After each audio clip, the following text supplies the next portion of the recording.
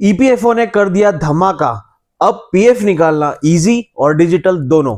भाई, PF withdrawal अब full on swag और फ्लेक्सिबिलिटी के साथ।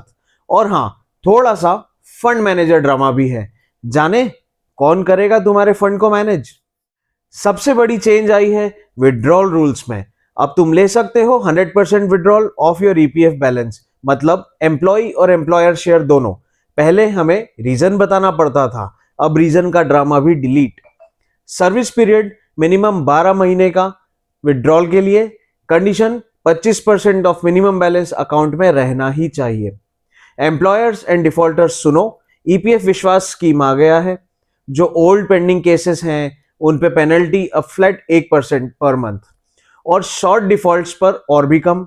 अगर दोनों पार्टीज अग्री कर लो, कुछ केसेस तो पूरे ही डिसमिस हो सकते हैं। मतलब ईपीएफओ का मैसेज है, पास्ट मिस्टेक्स चिल करो, बट थोड़ा सा पे कर देना। पेंशनर्स के लिए भी अलर्ट है। अब घर बैठे डिजिटल लाइफ सर्टिफिकेट सबमिट हो पाएगा थ्रू इंडिया पोस्ट, और ईपीएफओ 3.0 रोड मैप भी रेडी है। पूरा system API plus micro services based, fast and modern. CBT central board of trustees ही सुपरवाइज करेगा investments and direct fund managers under rules. अब पैसा कौन मैनेज करेगा? ईपीएफओ ने पास्ट में यूटीआई एएमसी और एसबीआई म्यूचुअल फंड्स को फंड मैनेजर बनाया था। Also report suggest HSBC AMC भी पहले से इन्वॉल्व थी। इन्वेस्टमेंट अराउंड 85% डेट में जाएगा और ईटीएफ में करीब 25% इक्विटी एक्सपोजर के थ्रू। और सीबीटी का काम है उन फंड मैनेजर्स को डायरेक्शन देना, ensure timely investments in the permitted pattern. ECR deadlines and enrolment campaign कैसे चलेगा?